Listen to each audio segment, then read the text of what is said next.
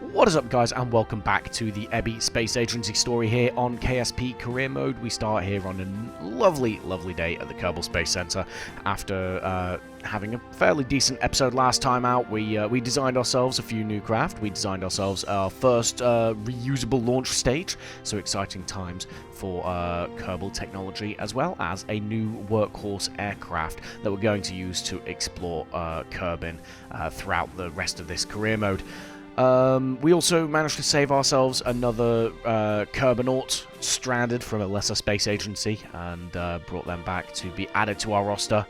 And yeah, things are starting to look up for the space agency. You see there in the top of the screen, we're now over 1 million credits, and we're going to dive straight into the mission control to start accepting even more contracts. You see there we have a mission to accept some ore from Minmus and also to rescue Billy Bobdred from the surface of Minmus. But before we get cracking on with that, we are going to accept a mission to quickly take a picture of the furthest planet out from Kerbal, our star in the center of the solar system. That is Plock, you see, way out there, but luckily is in the closest part of its orbit, so, you know, we should hopefully be able to get a good picture of it, which, you know, we unfortunately, for whatever reason, can't. So we've accepted a contract that we're just not going to be able to fulfill at the minute. Unfortunately, our technology level just isn't strong enough. I think behind the scenes, basically what happened, you see there, we're trying to sort of fast forward 6 months down the line to see if we can get ourselves closer. But what I think was happening was we were getting a bit of an issue with the distant objects enhancement and the outer planets mod just weren't really playing very nicely together, so we're gonna have to chalk up our losses. Behind the scenes, I think what I did was I cancelled the mission and sort of refunded. No, I've completed the mission and then refunded any money that we got and any reputation we got. It's basically net nullified the contract, right? Because we were getting a game issue. But yeah, you see there we then upgrade the mission control so we can accept more missions. We unlock a couple of nodes and accept a new contract for a new space telescope, which I'm going to show you the launch of now.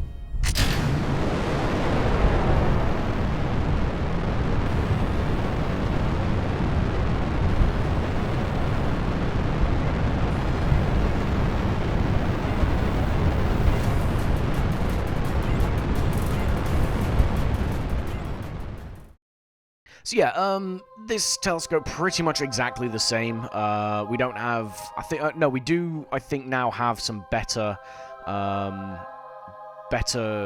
optical equipment, so we are sticking this out past the moons of Kerbin so it doesn't get blocked. It's something I've been banging on about for a few episodes now.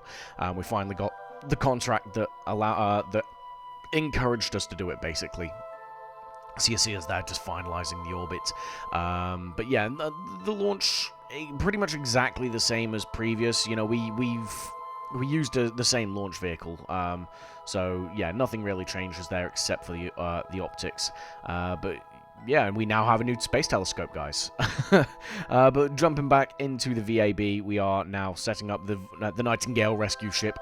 When a thought occurs, we're going to the surface of Minmus. Why not send some scientific experiments and see if we can't get some science from it? So we chalk up the Mint 5 lander and take it out to the launch pad. I forget how powerful this is again, so off we go. Decently powerful. Okay, we'll take it.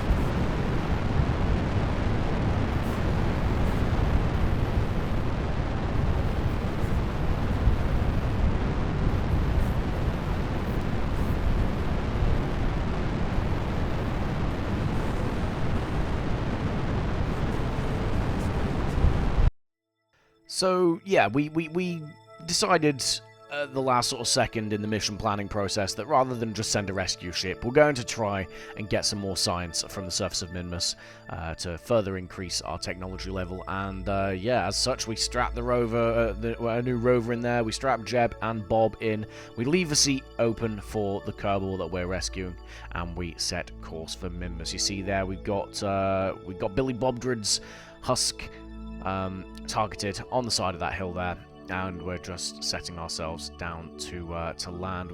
I think we were aiming for the slopes here. I'm not 100% certain, but you see, yeah, we're just coming in quite quick, so we do hit the brakes and bring ourselves to a stop. And yeah, so that's it. We kind of were aiming for a certain biome, but we wanted to get as close as possible. You see, we are at the border there before the flats start dropping off to the slopes.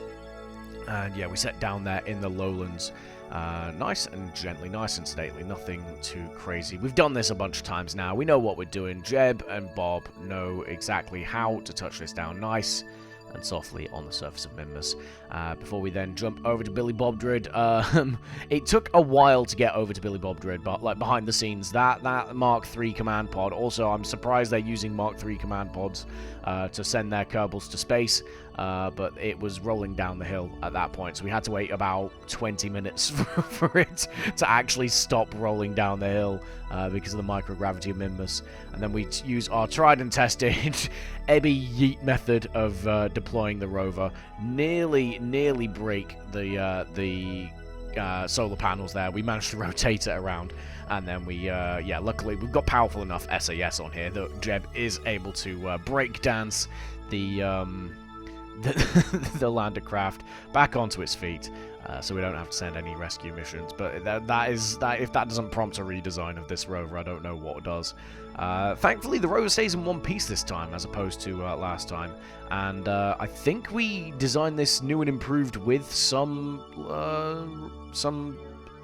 SAS wheels. I could be wrong. I think I see some. But yeah, Jeb jumps on and starts trying to drive it around. It behaves a lot better this time, and yeah, you see there, just under the rover arm, we do in fact have some reaction wheels now, so it's a lot easier to control. And yeah, he Tokyo drifts it to park in front and hops back in the command pod. Bob does jump down to basically grab some scientific data before sort of giving the rover a once-over, make sure all the experiment packages are, still in one piece before jumping back into the command pod as well. So we brought the rover all this way, and to be honest, we're not really planning on using it. I kind of brought it just in case we wanted to go to different biomes, but then it was just like, you know what, we've rescued Billy Bob Drid. I think we were mainly just completing a few scientific experiments that we hadn't got before, so yeah, it was a very minimal yield, and so as a result we just decide to take off and head home, which, as you see now, with that, I think it's the Firefly mod, beautiful re-entry heating, but completely unremarkable in terms of excitement for Jeb and Bob. I'm sure Billy Bob Drid is glad to be back on the surface of Kerbin now, but he is now added to the roster, I believe.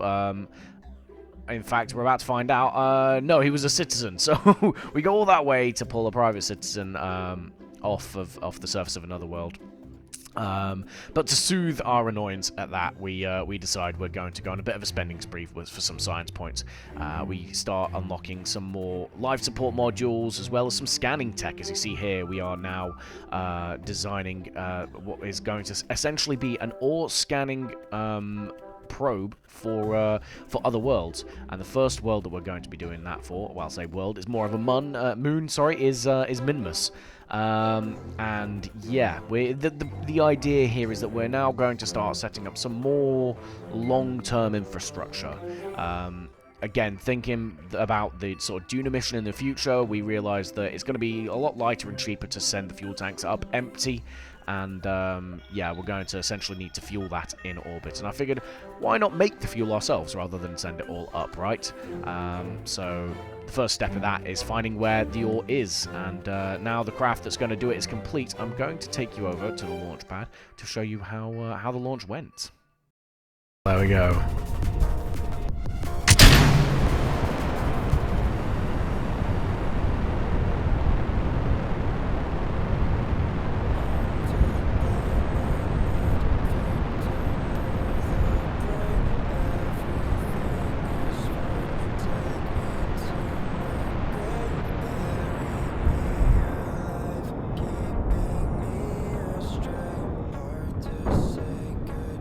we go. Nice and easy. So yeah, the craft gets up into orbit fairly easily there. We had a bit of an explosion as the boosters crashed into each other as they separated, but yeah, the actual important part of the payload gets up into orbit nice and simple, and under its own power, to be fair, sets itself up on a minmus trajectory. And the plan here is to obviously set it up on a polar orbit. So I found we kind of entered Minmus in an equatorial orbit, but thankfully we were high enough out that we just sort of brute forced a plane change. We have enough delta V on this thing to do that. It's not really too difficult. And once it's situated at the right altitude there, about 200,000 meters, we then open up the scanner and start the scan. The good thing about Minmus is, as you see in a second, it lights up. It is quite ore-rich in certain places, yeah, we pretty much got our pick of where we want to send it. We do turn it up so to see where the highest concentration of ore is, and they're mostly located at the poles, but for the kind of infrastructure we're looking to set up, we instead aim for that flat area, yeah, that is something that Werner and Gene are going to start hashing out at the design table, the mission planning table, for the long term. You see there, while I was talking about that, we then take a contract to take a picture of Lathe, and yeah, we get that sent back as well to get some more science. But now it's time to step into the design lab, the VAB, and you see here we are starting to design something new. We are designing the core of a orbital station around Minmus. So the first step in this major sort of infrastructure plan, we've got the mining infrastructure. We're going to need to design a orbital station around Minmus to basically refine the fuel that we're going to mine out of the refine out of the ore that we mine from Minmus. So you see there, we're just creating the core. We're now creating the launch platform for it as well, and yeah, we'll take you straight to the launch pad now to see how that went. Yeet.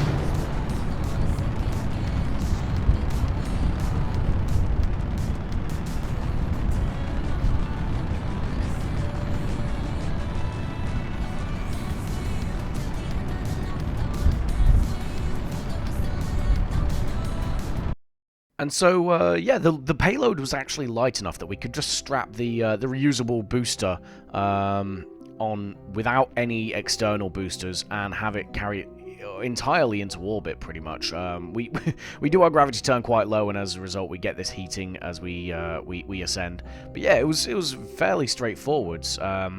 The payload detaches in orbit around Kerbin, nice and easy there. We extend the solar panels before then turning our attention back to the booster, which does a pitch over maneuver quite simple. But you see, we kind of messed up a little bit here. We put the decoupler on the wrong way round. As a result, you see where the landing gear is at the top of the booster. We also have that shrouding from the engine, which caused a bit of an issue because it extended past the bottom of the landing gear, and as a result, we end up kind of botching the landing here. As if it wasn't bad enough, we're putting the booster in a tree. Yeah, unfortunately, that shrouding just causes us a bit of an issue, unbalances the booster, which then tips over.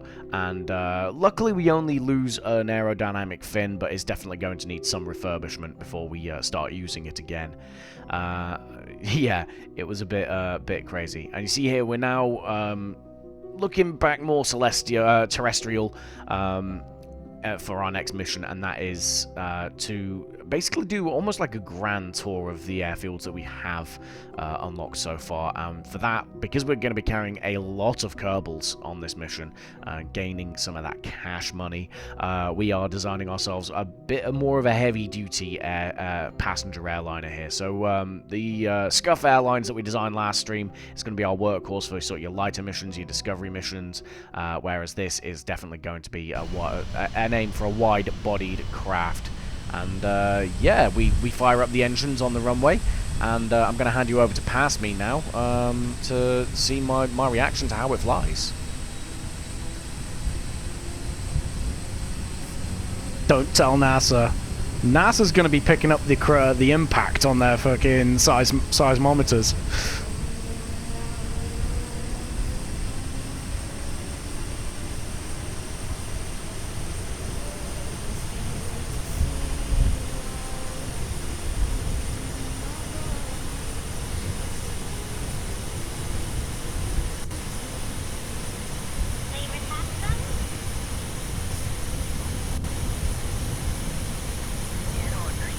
Well, it flies.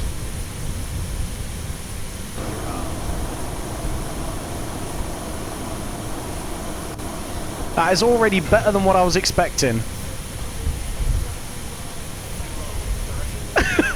Now land it. No, someone else.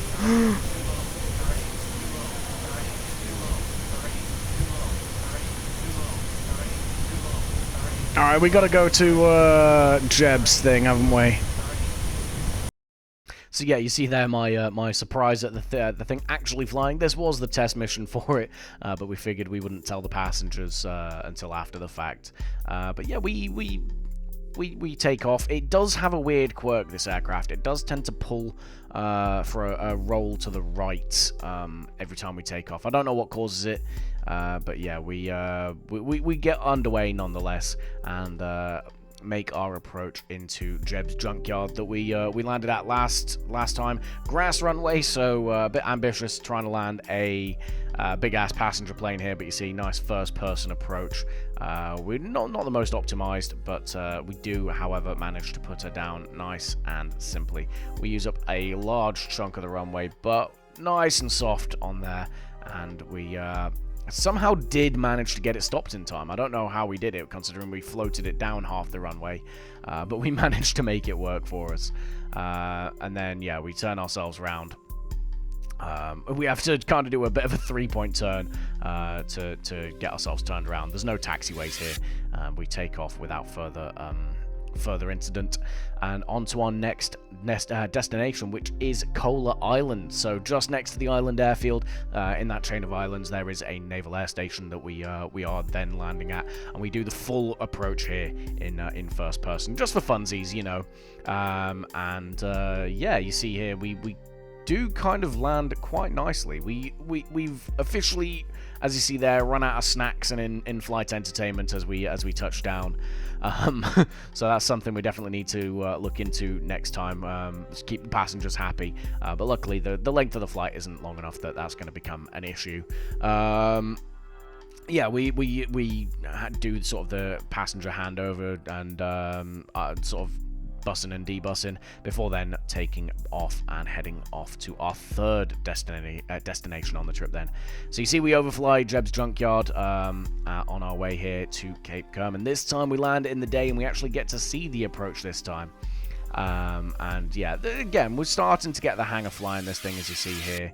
It's a very low, shallow approach, but we do manage to nice and smoothly touch down. No dramas there. Probably the smoothest landing we've ever made, to be fair. And yeah, we start hitting the brakes before we then bring it down to a stop and taxi off the runway at the end here. And then, yeah, we perform the final sort of passenger transfer, rotation, whatever you want to call it, following these taxiways here. I do enjoy the given aircraft a purpose mod because yeah, all right, it's not a flight sim game. Is Kerbal Space Program? Obviously, it's like a space sandbox. But doing stuff like this, actually exploring Kerbin, is a lot of fun, I think, especially when you have a reason to do it. And you know, you've got these mods like the volumetric clouds and other airfields around the planet. It just gives you a reason to fly around, and I thoroughly enjoy these flight missions. I hope you guys do too. You got to let me know in the comments below. But yeah, we then perform our flight back home, and we set ourselves up. We give ourselves the longer runway, given our sort of propensity to float it on in. But yeah, we make sure we've got plenty of room to come to a stop, bring her back to the hangar, and fire down the engines. to draw this flight to a close. And with that, we pull in quite a bit of money, to be fair. And we're gonna look on what we want to spend it on in the next episode, because guys, this is the end of this one. I hope you guys have enjoyed it. And do let me know your thoughts on sort of the style of the commentary, and also the style of the missions in the comments below. I'm always looking for sort of feedback to make these better for you guys, because ultimately you guys are the ones that are sitting here watching me babble on about how I'm playing a video game, right? But yeah, it is appreciated, and I do appreciate you guys watching along. Hopefully you did enjoy, like I said, and as always, I will catch you in the next one. Goodbye.